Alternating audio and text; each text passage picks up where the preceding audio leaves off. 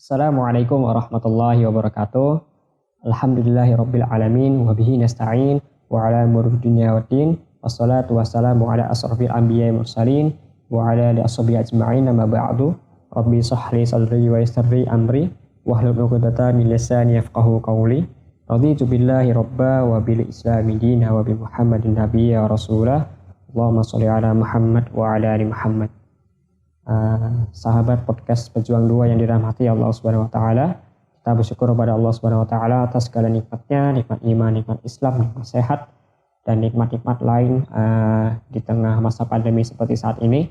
Banyak sekali nikmat yang Allah berikan tanpa kita minta. Semoga nikmat tersebut kita syukuri dan nikmat tersebut membuat kita senantiasa beramal soleh dan mengantarkan kita menuju ampunan dari Allah Subhanahu wa taala.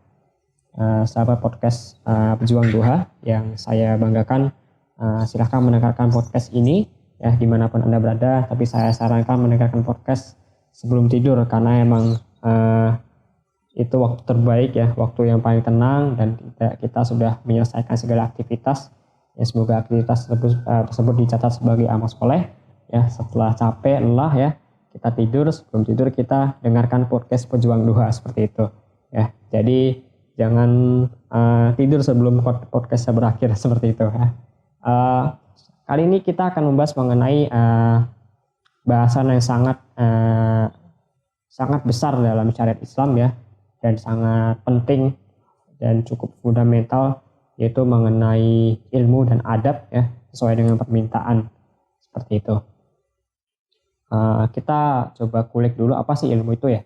Ilmu itu sebenarnya berasal dari bahasa Arab ya, atau alim ya, artinya mengetahui ya. Jadi kalau orang yang berilmu berarti orang yang mengetahui seperti itu ya. Atau bisa kita ibaratkan itu, ilmu itu seperti cahaya.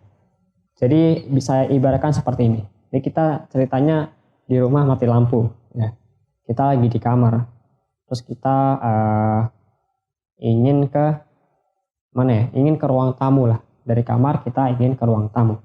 Karena mati lampu, tentu kita butuh cahaya, agar kita tahu, agar kita bisa sampai ke ruang tamu tersebut. Apalagi kalau rumah sultan ya, rumah yang sangat besar seperti itu. Jadi kita butuh cahaya, mungkin bisa lilin, bisa senter, agar kita tidak salah jalan, agar kita tidak menabrak perabotan rumah dan segala macam. Artinya cahaya tersebut akan menuntun kita, akan menerangi jalan kita menuju ke tujuan yang akan kita inginkan. Seperti itu kurang lebih. Jadi ilmu pun memang seperti itu. Jadi manusia ini sebenarnya tidak memiliki apa-apa, dan terlahir tidak memiliki ilmu apapun ya. Lalu Allah turunkan ilmu ya, yang seperti cahaya tadi ya, untuk menerangi jalan menuju Allah yang Allah ridhoi, yaitu surga. Nah, bagaimana kita menuju surga ya? Kita butuh cahaya, ya butuh ilmu ya. Ilmu apapun lah untuk menuju tujuan akhir yang mulia tersebut, seperti itu. Jadi begitu pentingnya ilmu untuk agar bisa mencapai tujuan akhir kita, seperti itu ya. Lalu juga apa sih keutamaan ilmu ya? Tentu saja ilmu juga bisa sebagai amal jariah ya teman-teman. Mungkin teman-teman sering mendengar hadis yang bahwa ada beberapa amalan jariah ya. Jika seseorang meninggal dunia, ini ada di hadis ya, hadis riwayat Muslim. Jika seorang meninggal dunia, maka dia itu terputus amalannya ya. Tapi kecuali 3 perkara nih ya. Yang pertama yaitu sedekah jariah ya teman-teman, lalu ilmu yang bermanfaat, dan doa anak yang soleh ya. Apa maksud dari ilmu yang bermanfaat? Misalnya kita di dunia nih, mungkin kita pernah ngajarin anak kita sholat, atau yang jadi mentor barangkali pernah mengajarkan keutamaan sholawat misalnya deh, pernah mengajarkan keutamaan sholawat ya. Dia sampaikan keutamaannya, dia sampaikan caranya, terus dia sampaikan waktu yang paling tepat untuk bersolawat. Nah, ketika itu orang yang diajarkan itu mengamalkan terus. Dia setiap Jumat akhirnya bersolawat karena dijelaskan oleh guru tadi ya. Nah, ketika guru nanti wafat ya, guru tersebut wafat nanti, dan ketika yang diajarkan itu masih bersolawat terus, itu pahalanya insya Allah mengalir terus ke guru tersebut gitu. Jadi ya luar biasa gitu kan, amalan kita terputus tapi ada ilmu bermanfaat yang diamalkan oleh orang yang kita ajarkan, yaitu sangat luar biasa lah untuk membantu kita di alam kubur nanti kayak gitu. Itu sangat bermanfaat ya. Itu mengenai keutamaan pertama ya. Keutamaan kedua yaitu tentu saja kita sering mendengar bahwa ilmu akan mengangkat derajat kita, Allah akan mengangkat derajat kita. Ini ada di Quran ya. Allah sendiri yang bilang bahwa Allah akan meninggikan orang-orang yang beriman di antaramu dan orang-orang yang diberi ilmu pengetahuan beberapa derajat ya. Di surat Al-Mujadilah ya. Kita juga tahu bahwa surat Al-Mujadilah ayat 11 ini berbicara mengenai ilmu dan ilmu tersebut akan mengangkat derajat kita ya, mungkin bisa di derajat dunia dan tentunya derajat di akhirat ya. Kalau di derajat dunia kita jelas lah, orang yang pintar pasti dia akan kastanya itu akan naik di masyarakat. Kita juga sering dengar ya kalau misalnya mahasiswa nih, dia mahasiswa yang bisa kuliah padahal dia dari kalangan bawah gitu kan, itu akan sangat mengangkat derajat keluarganya bisa jadi ya. Mungkin barangkali keluarganya mungkin tidak mampu sekolah tinggi-tinggi tapi dia bisa menuntut ilmu sampai ke universitas, bahkan itu artinya ya bahkan bisa mengangkat derajat keluarga tersebut gitu loh maksudnya. Apalagi di akhirat seperti itu teman-teman. Tentunya ini ilmu yang bermanfaat lah seperti itu. Lalu keutamaan lain ialah tentu saja orang yang berilmu akan takut pada Allah Subhanahu wa taala. Artinya orang yang makin berilmu tapi dia tidak takut kepada Allah, itu ada masalah dengan ilmunya. Ya, itu ada masalah atau ada masalah mengenai tahapan dan urutan dia dalam menuntut ilmu. Nanti akan kita bahas. Ya. Ada di surah Al-Fatir ya, ayat 28 bahwa dan demikianlah pula di antara manusia, makhluk bergerak yang bernyawa dan hewan-hewan ternak ada yang bermacam-macam warnanya dan jenisnya. Di antara hamba-hamba Allah yang takut kepadanya hanyalah para ulama. Ya, ingat. Di antara hamba-hamba Allah yang takut kepadanya hanyalah para ulama atau orang yang mengetahui, orang yang berilmu. Ya, sungguh Allah Maha Perkasa, Maha Pengampun. Ya, saya ulangi sekali lagi bahwasannya orang makin berilmu itu harusnya makin takut kepada Allah Subhanahu wa taala. Bukan makin paling songong, bukan paling sombong, bukan paling merasa tinggi. Dia harusnya semakin takut kepada Allah Subhanahu wa taala. Seperti itu. Lalu tentunya orang yang berilmu ialah orang yang selalu diberikan kebaikan di dunia maupun akhirat oleh Allah Subhanahu wa taala. Tadi sudah jelas ya saya singgung mengenai ilmu itu cahaya. Jadi untuk apa kita tidak menuntut ilmu gitu loh. Ya, tidak ada alasan kita untuk tidak menuntut ilmu seperti itu. Berkaitan juga dengan ilmu ya, ilmu tertinggi ialah tentu saja ilmu Allah Subhanahu wa taala ya, atau ilmu agama. Di bawahnya ada ilmu tentang manusia dan ilmu tentang bumi. Ilmu tentang manusia bisa psikologi, ilmu tentang bumi kita bisa lihat ada biologi, fisika, ya, atau matematika dan bahasa dan lain-lain. Seperti itu. Bahasa itu tentang manusia ya. Jadi itu contoh-contohnya seperti itu. Artinya ilmu yang kita pelajari paling tinggi ialah ilmu Allah atau ilmu agama seperti itu. Di bawahnya ada ilmu tentang manusia dan ilmu tentang bumi yang kita pelajari di sehari-hari seperti itu. Artinya teman-teman ini ada berkaitan dengan ilmu yang harus kita pelajari masing-masing atau fardu ain, ada juga yang fardu kifayah atau ilmu yang dipelajari oleh sekelompok masyarakat tertentu. Maksudnya seperti ini. Ilmu yang fardu ain contohnya adalah misalnya sholat ya. Ya sholat itu kan kewajiban masing-masing ya. Orang harus ngerti sholat caranya gimana. Caranya ya belajar cara sholat yang benar. Ya, masing-masing tuh harus mempelajari ilmu sholat yang betul seperti itu. Lalu apa itu contoh fardu kifayah? Ya, artinya fardu kifayah ialah jika suatu kelompok muslim itu tidak ada yang menguasai ilmu tersebut, artinya kelompok muslim tersebut menanggung dosanya. Ya, contohnya misalnya tata cara memandikan jenazah atau ilmu kedokteran ya. Ilmu kedokteran itu ya, salah satu contoh fardu kifayah ilmu-ilmu tadi ya, ilmu-ilmu yang ilmu tentang manusia dan ilmu tentang bumi tadi gitu. Jadi kalau nggak ada satu orang muslimin yang tidak ahli dalam bidang tertentu, ya contohnya tadi ilmu kedokteran ya, ilmu tentang bahasa ya, itu satu kelompok manusia itu akan menanggung dosanya. Itu maksud dari fardu khifayah. Seperti itu teman-teman. Lalu kita setelah ilmu, kita tentu akan sangat berkaitan dengan adab teman-teman.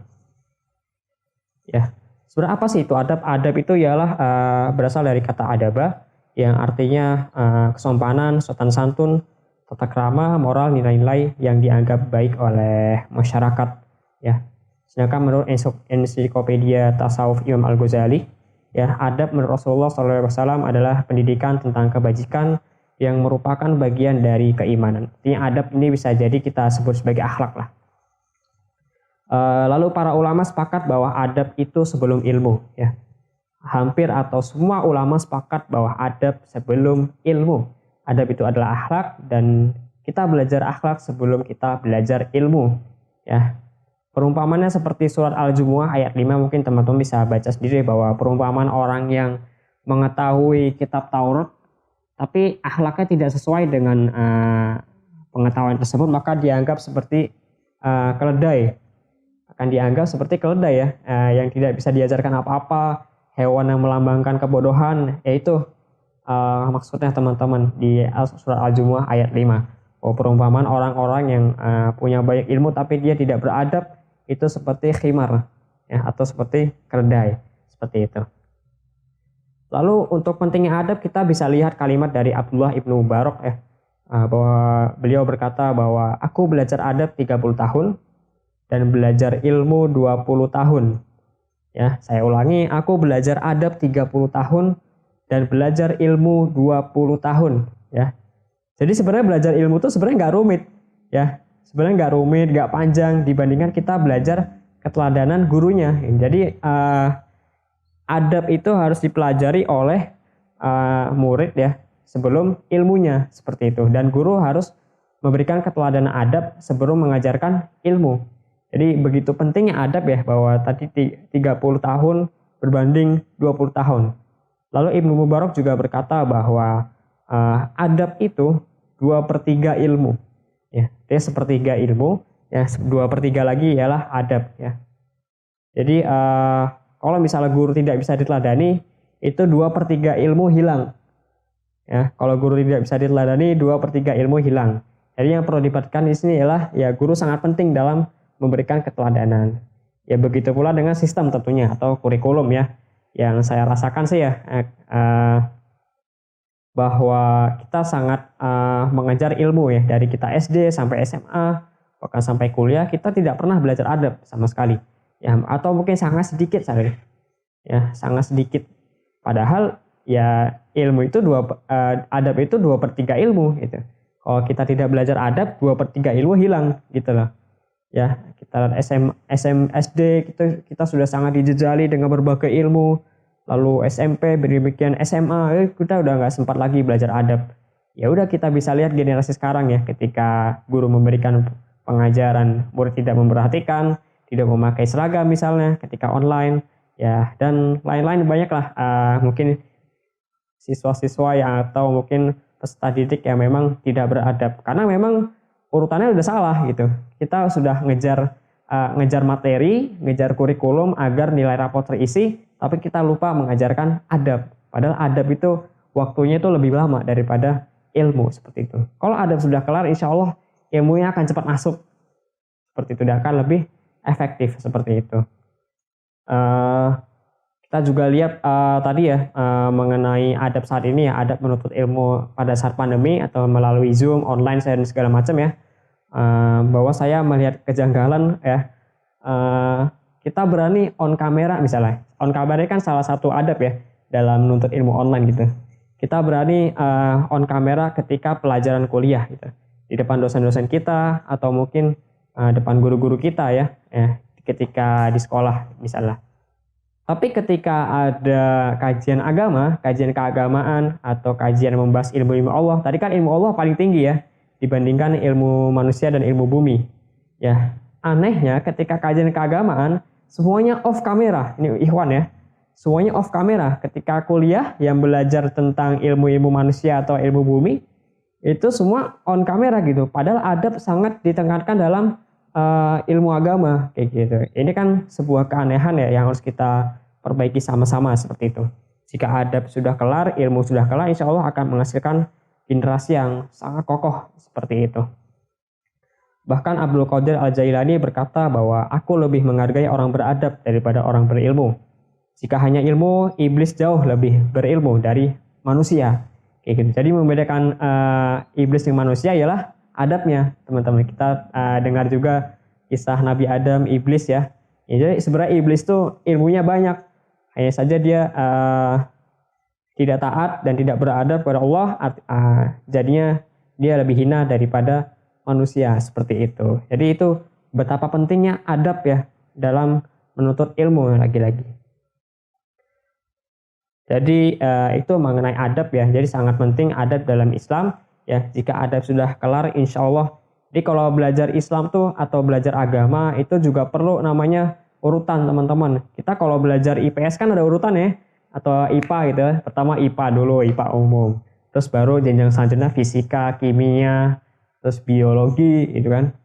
Begitu pula IPS gitu ya. Tapi sayangnya ya kebanyakan orang itu belajar agama tuh yang ngacak. Padahal ya agama juga perlu urutan dalam itu sangat penting urutan loh. Ya, kita belajar adab dulu, belajar iman dulu, belajar Quran dulu. Itu ada dalilnya tuh. Jadi mari kita perhatikan urutan belajar agama kita seperti itu. Lalu selanjutnya ialah berkaitan dengan mahasiswa ya, seperti saya ini. Jadi bagaimana sih menyeimbangkan organisasi dan kuliah?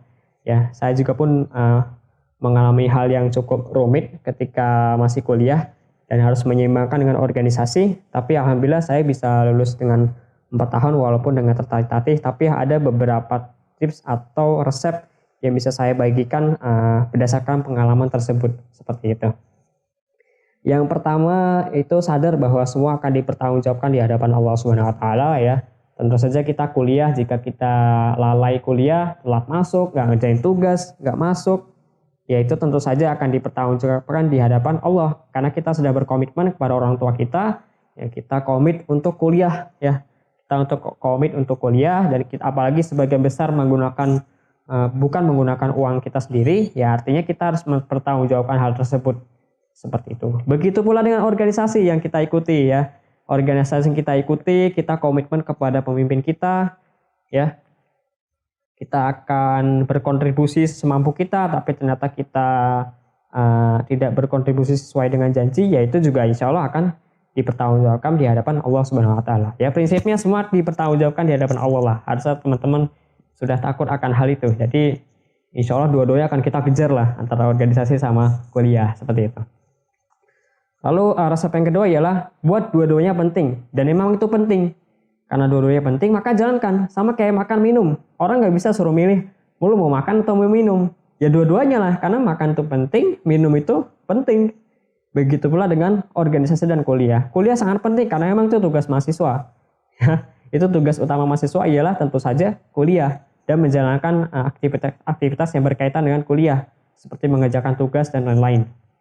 Organisasi juga penting, itu juga sangat bermanfaat untuk dunia kerja kita nanti agar kita tidak nolep, kita juga sering berinteraksi dengan orang lain gitu kan.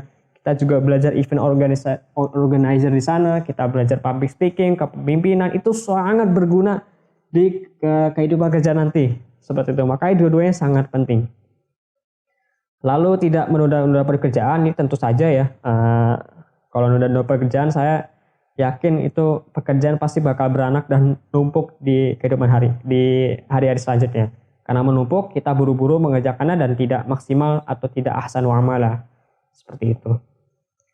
Lalu membagi fokus dengan baik, maksudnya seperti apa ya? Dulu ketika saya mengerjakan skripsi, saya bagi malam saya mengerjakan skripsi, siang saya berorganisasi dan kuliah.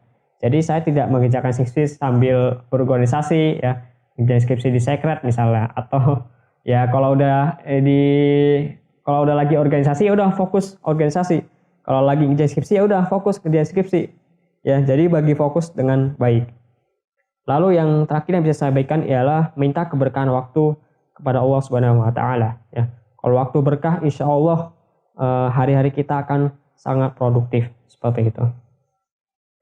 Lalu terakhir saya akan membagikan kisah Imam Asy-Sya'bi ya. beliau ini mempunyai resep mengapa sih derajat ilmu beliau sangat kokoh. Tapi saya ceritakan dulu siapa sih Imam Asy-Sya'bi nih agar kita bisa lebih percaya resep beliau kayak gitu. Imam Asy-Sya'bi ini seorang tabi'in ya, seorang tabi'in yang beliau ini punya majelis ilmu sendiri karena sangat kokoh ilmunya gitu loh. Saking kokohnya beliau punya majelis ilmu sendiri. Dan beliau merupakan ulama yang sangat ahli di berbagai bidang ilmu.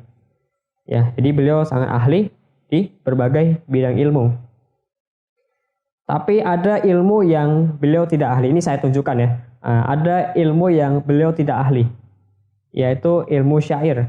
Ya, jadi Imam Asy-Sya'bi berkata bahwa ini saya ini tidak konsen terhadap ilmu ini, ilmu syair.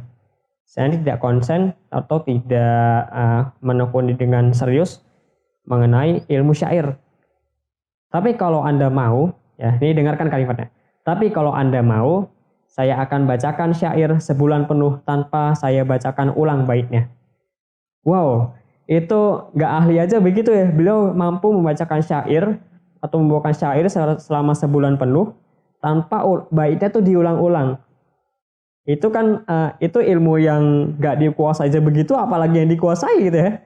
Kita coba suruh dari kita mungkin suruh memaparkan ilmu yang kita kuasai misalnya. Ini nggak sampai kayak gini gitu. Ini saya aja anak sarjana bahasa Indonesia pun belum tentu ada yang bisa gitu membacakan ini gitu. Jadi itulah saking kokohnya ilmu Imam Asy-Sya'bi. Lalu ada pertanyaan, bagaimana sih caranya bagaimana caranya agar Anda mencapai derajat ilmu yang demikian? Di Imam Asy-Sya'bi membagikan resepnya. Yang pertama yaitu beliau mengatakan bahwa meniadakan hanya bersandar pada kemampuan sendiri. Jadi jangan bersandar pada kemampuan sendiri. Minta bantuan kepada Allah Subhanahu wa taala. Kita bisa lihat kisah Imam Al-Bukhari ya, salah satu periwayat hadis paling banyak 5.374 hadis ya. Teman-teman mungkin ada nggak yang hafal 5.374 hadis? Ya, mungkin angka depan aja pun belum tentu kita ya gitu. Masya Allah. Tapi pada dasarnya sebenarnya beliau ini pelupa loh. Ya, ketika bersama Rasulullah nih beliau sangat pelupa. Tapi kok bisa sih jadi periwayat hadis terbanyak gitu ya? Beliau pernah berkata kan, saya ini kok hari ini belajar tapi besok lupa gitu. Dan beliau itu mengadukan kepada Rasulullah dan Rasulullah meminta sorban yang dipakai oleh Imam Bukhari. Lalu beliau mendoakan sorban tersebut dan beliau mendoakan Imam Bukhari. Dan setelah doa tersebut Imam Bukhari bersaksi bahwa beliau tidak pernah melupakan apa yang dikatakan oleh Rasulullah SAW. Jadi luar biasa doa Rasulullah. Ini juga bisa kita ambil pelajaran bahwa kita cobalah minta doa orang soleh. Kita minta doa guru-guru kita, apalagi guru yang soleh ya, Masya Allah.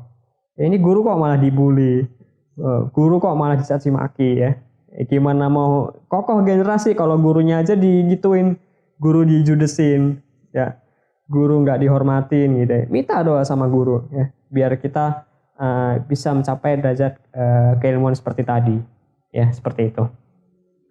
Lalu yang kedua yaitu keliling negeri, datangi ilmu, dan itu memang butuh waktu ya. Kita lihat kisah Imam Syafi'i ya, yang berkelana kemana-mana gitu untuk mencapai derajat keilmuan yang luar biasa gitu ya. Beliau dari Mekah ke Madinah, karena Madinah sebagai pusat ilmu, beliau ingin bertemu Imam Malik ya. Kira beliau menggunakan onta ya, berjalan selama 500 km. Ya, itu jauh sekali 500 km loh, bayangkan. Hanya padang pasir, hanya menggunakan onta, beliau berjalan sangat jauh 500 km. Bukan 500 meter, 500 km. Hari ini kajian ilmu itu sudah bisa datang ke kamar kita masing-masing. Gitu loh. Udah datang ke kamar kita masing-masing, kita pun masih malas. Ya, datang ke kamar maksudnya melalui Zoom gitu. Kita tinggal pencet-pencet doang, terus gurunya tampil di layar, tapi kita sendiri nggak punya adab ya. Kita juga kadang malas, ada kajian di BCN broadcast ya. Kajian nyamperin kita di HP kita gitu. Kita nggak perlu kemana-mana, cukup di kamar kita masing-masing ya, nggak perlu keliling negeri nih. Tapi kita abai, kadang kita malas gitu ya. Ini betapa jauhnya kita dari generasi yang kokoh, karena emang kurangnya minat dalam menuntut ilmu, seperti itu. Lalu yang ketiga ialah sabar sepertinya benda mati. Sabar seperti sabarnya benda mati, ya kita tahu sendiri lah. Misalnya saya duduk di sebuah kursi, ya jika saya duduk lama di kursi tersebut, ya nggak sabar kursinya atau sayanya, ya pasti sayanya lah. Saya pasti bosan duduk di kursi tersebut, ya kursi tersebut ya tidak mengeluh apa-apa gitu ya. Emang seperti itu, luar biasa kalau kita bisa sabar seperti benda mati. Ya, saya juga punya anak murid ya, yang ada yang mengeluhkan bahwa saya kalau belajar online nih males gitu ya. Kapan sih belajar offline-nya, kapan sih kita ke sekolah gitu ya. Ya memang berada menuntut ilmu memang butuh sabar. Ini tepat sekali apa yang dikatakan oleh Imam Asy-Syafi'i. Lalu yang terakhir ialah cepat cekatan seperti elang. Jadi kita jangan lelet, jangan kelemar-kelemar. Kalau ada agenda kebaikan, kalaupun ada hal-hal yang bermanfaat, kita harus cepat dan cekatan seperti elang, seperti itu ya. Jadi bagi teman-teman yang selalu menunda-nunda ya, atau mungkin agak lambat ya, kalau bisa mari kita percepat amal kita, mempercepat langkah kita, dan bersemangat menuju amal soleh tersebut, seperti itu. Barangkali itu yang hanya bisa saya bagikan. Mohon maaf apabila terlalu panjang. Semoga teman-teman tidak cepat puas ya. Teman-teman bisa mencari referensi lain. Saya hanya sharing-sharing saja. Ya, saya bukan ahli dalam bidang ini, tapi ini yang bisa saya bagikan kepada teman-teman penikmat podcast Pejuang Duha. Semoga bermanfaat ilmu kita, dan semoga Allah kokohkan generasi kita melalui ilmu, dan semoga kita bersemangat untuk beramal soleh di atas ilmu. Ya, bukan semangat kosong ilmu, tapi kita semangat juga butuh ilmu. Seperti itu. Mungkin afwan minkum, terima kasih. Assalamualaikum warahmatullahi wabarakatuh.